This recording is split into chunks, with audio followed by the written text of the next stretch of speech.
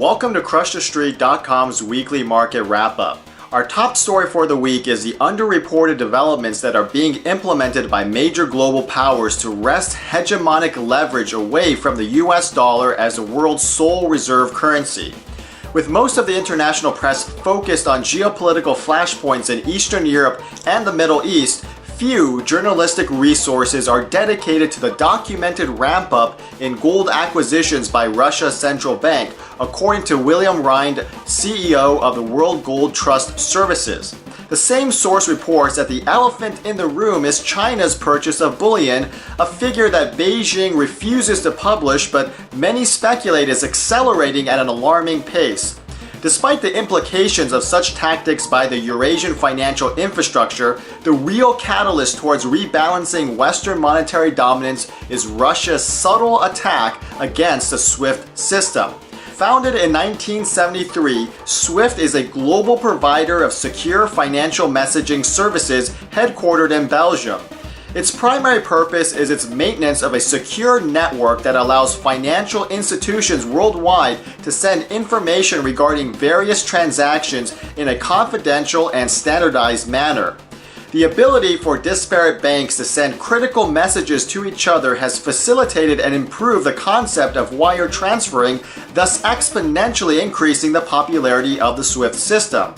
Today, the majority of international interbank messages use the SWIFT network, which links more than 9,000 financial institutions in 209 countries and territories.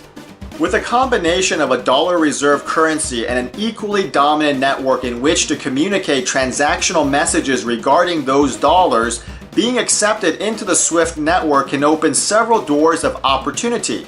On the flip side, a rejection of or by SWIFT can lead to a self-imposed embargo. For example, several Iranian banks were disconnected from the network after international watchdogs discovered that their usage violated sanctions imposed upon Iran due to its nuclear weapons program, according to a 2012 Reuters report. Similar pressure was leveled against SWIFT to terminate relationships with Russian banks, although SWIFT has yet to cave in this matter. Nevertheless, the Russian government is taking a proactive approach, announcing an alternative to the SWIFT system just days after it unpegged the ruble from the dollar, effectively free-floating it in the global currency system, according to an article from The Examiner.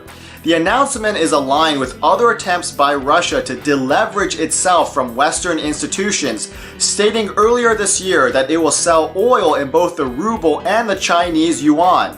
With the creation of a new SWIFT system, it is possible that a substantial regional network can be established amongst Russia and major Asian powers due to logistical efficiency, ultimately imposing another layer of complexity in the current geopolitical environment. Now let's turn to financial news. After setting new intraday records earlier in the week, the major indices on Thursday ended slightly above parity against the prior session, with the Dow Jones adding 29 points while the S&P 500 gained 0.18%.